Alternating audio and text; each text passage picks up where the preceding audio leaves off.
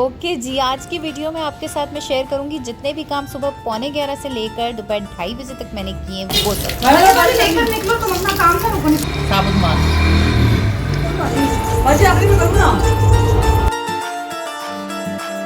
शुरू में जब पलटाया मैंने कहा टूट ना जाए। देखना यास्मीन मेरे कपड़ों पे ना है। हाँ चलो। अस्सलामुअलैकुम जी, मेरी तरफ से सबको। और आज जो मैंने व्लॉग का स्टार्ट किया है आपको नज़र आ रहा होगा, बताने की भी मुझे ज़रूरत नहीं है। सबसे पहले मैंने आज जो कह लो कपड़े शपड़े हैं ना, छाड़े जिन्हें बोलते हैं सोफ़ों के भी और चरपाइयों के भी और सारी चीज़ों के, उनको हमने उतारने से किया है। अच्छा, एक चीज़ मैं बोल देती हूँ, याद करवा देती हूँ आपको, चैनल से जल्दी से सब्सक्राइब कर लो, क्योंकि आप जब सब्सक्राइब करते हो तो इस वीडियो पर जो मेहनत हुई होती है ना, ये देखने में बहुत कम लगती है, लेकिन एक्चुअली ये बहुत ज़्यादा होती है। और इस सुबह के 11:15 हो रहे हैं एग्जैक्ट, इधर से ही मैंने स्टार्ट किया है व्लॉग। अच्छा, हमारे घर का नीचे वाला पोर्शन एक तो नंबर 1 यूज़ बहुत कम होता है, बल्कि कह लो ये यूज़ ही नहीं होता।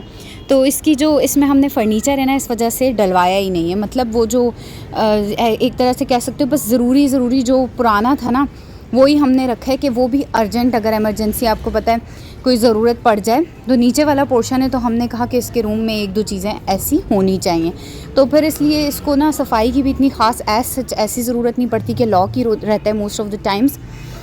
तो ये है कि आज एक तरह से समझ लो कि लॉन्ड्री डे है। वैसे आज संडे नहीं है, लेकिन ना कपड़े धुलने थे हमारे, तो उसमें जितनी भी चादरें वगैरह हैं ना वो चेंज हुई हैं। और यहाँ पर अब मैं आई हूँ ऊपर वाले पोर्शन में, जो हम लोगों का एक ये वाला जो रूम है, इसको मैंने पकड़ा। मैंने कहा आज इसकी ना पूरी, मैंने क्या बल्कि मुझे मम्मा बहुत दिनों से कह रही थी इसकी करनी है डिटेल्ड सफाई, क्योंकि इसमें ये होता है कि ये रूम इतना ज़्यादा यूज़ नहीं होता। जो बेकार कबाड़ चीज़ें होती हैं ना I mean most of the stuff जो most of the times use नहीं होता, उसको हम क्या करते हैं फॉर टाइम बीइंग ना इस रूम में रख देते हैं। फिर उसके बाद जब टाइम मिलता है तो वो चीज़ें अपनी अपनी जगह पर जाती रहती हैं ऑफ कोर्स। और ये जूतों के डब्बे चले गए अब ड्रॉ में। आज का जो अच्छा मोस्टली व्लॉग था ना, हालांकि मैंने बीच में खाने का भी आपसे शेयर किया है, क्योंकि ऑफ कोर्स एक रूटीन बंदा शेयर करता है, उसमें भूखे पेट तो नहीं रहता खाना पीना भी होता ही रहता है। अच्छा, ये जो है ना, मैं आपको बता रही थी कि असल में एक शादी का इवेंट था, मेरी बहन की फ्रेंड की शादी थी। अब उसमें क्या हुआ है कि आपको पता है जूते सेलेक्ट करने के लिए कि बंदे ने कौन से पहनने निकाले हैं, तो फिर उसमें एक जूते के बजाय कई सारे निकल आते हैं। ये नहीं वो पसंद आ रहा है, वो नहीं ये पसंद आ रहा है। तो फिर वो जब बस शादी का इवेंट ख़त्म हुआ है ना, तो फिर अगले दिन मैंने इस रूम की पूरी जो है सफाई की है। तो अब ये है कि अभी तो सुबह के 11:15 हो रहे थे। अच्छा, एग्जैक्ट टाइम मुझे याद नहीं है, लेकिन थे कुछ सुबह ही का टाइम था, क्योंकि मैंने सुबह सिर्फ एक निहार मुँह गर्म पानी का गिलास पिया था। देन मैंने फिर अभी ब्रेक करके ना बीच में एक चाय का कप पिया है।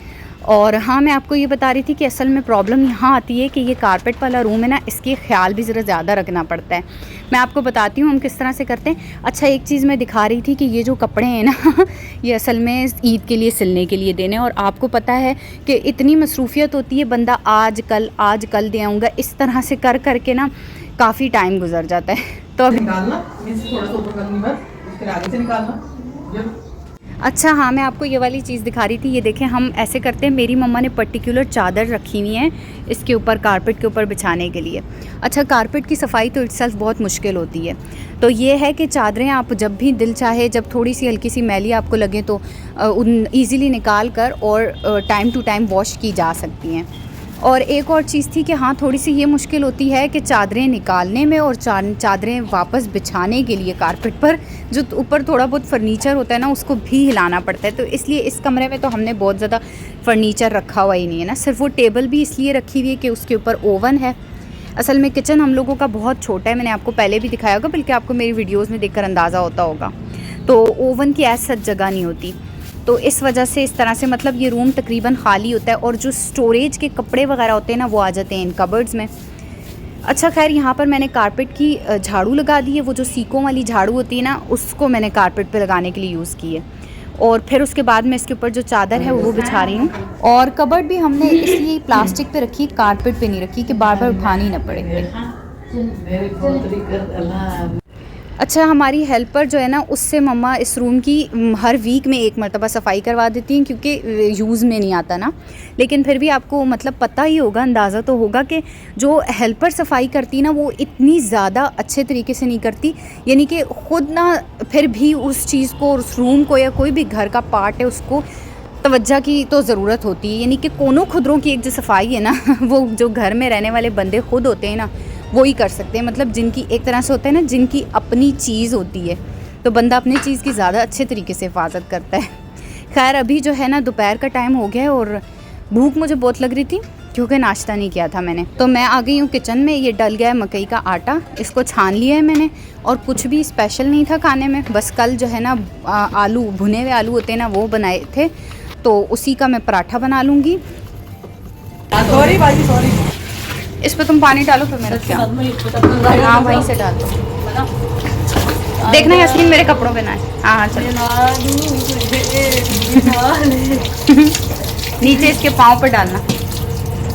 और ये यहाँ पर आज सारी चादरें, कवर्स वगैरह सब धुल गए। स्पेशली मम्मा, अब इसको कहाँ से सूखने के लिए रखूँ? क्योंकि ये बीच में तंग ना करें यहाँ पे, फिर मैं ये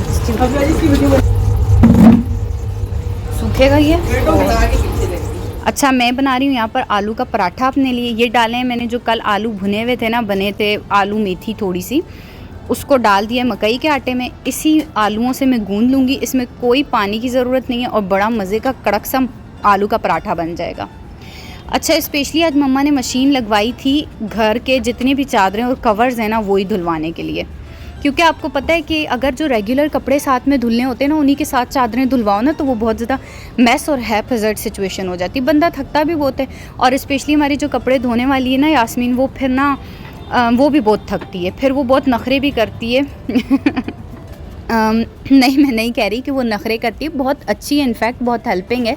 पर एक कॉमन सी बात है कि बंदा थक बहुत ज़्यादा जाता है।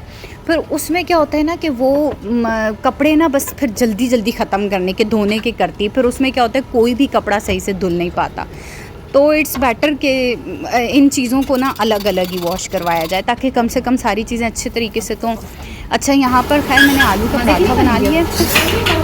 असल में ना ये बहुत, मैंने ज़्यादा आलूओं में गूंदा था ना, मैंने एक बार शुरू में जब पलटाया, मैंने कहा टूट ना जाए, तो इसलिए बस आलू का पराठा तो मेरा बन गया है। अभी काम आगे का भी बहुत सारा पड़ा हुआ है। शामी कबाब मैं यहाँ पर फ्राई कर रही हूँ। और ये जो है ना चिकन कढ़ाई है, साथ में ये गर्म हो रही है। ये कल बाहर से ही मंगाई थी ना, ये वही वाली है। अच्छा, एक और चीज़ है कि जितनी भी घर में मैट्स वगैरह थी ना, जो वॉशरूम्स के आगे हैं और कॉरिडोर के आगे होती हैं, वो सारी भी आज ना वॉश की हैं। वो मैं आपको आगे इसी वीडियो में दिखाती हूँ। लेकिन पहले, सबसे पहले खाना बहुत ज़रूरी है। काम मतलब आगे आगे चलता रहता है बंदे का। ये है कि हम लोगों का ये काम, लेकिन शुक्र अल्लाह का, सारा मतलब 2-2:30 बजे तक ये कंप्लीट हो गया था। सुबह एक तरह से कह लो 11:15 से शुरू हुए थे और साथ में करते करते बस हो गया था ये। और ये गंदम के आलू के पराठे भी साथ ही बन रहे हैं। ये वाले वो हैं जो 2 रोटियों के अंदर आलू के डाले जाते हैं ना, वो। वैसे मैं काफ़ी सारे आलू तो मैं ही अपना आटा गूंदने में ख़त्म कर चुकी थी। तो वही जब मेरी मम्मा आई तो वो कह रही कुछ भी नहीं छोड़ा कि बाकियों के पराठे कैसे बनाऊंगी, है ना।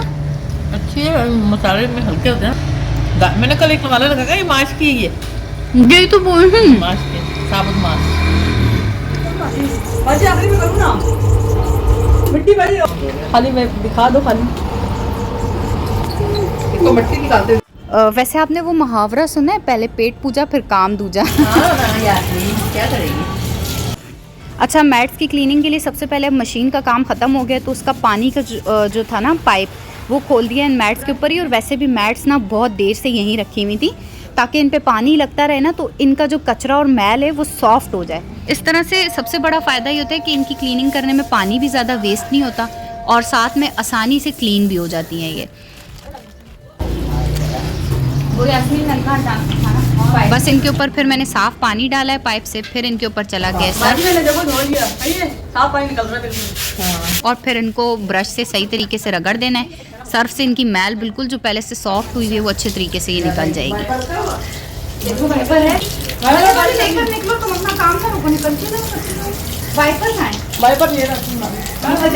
फिर इस पर पानी मैंने सारी मैट्स पे डाला है, साफ़ सुथरा इनको बिल्कुल कर देगा ये पानी।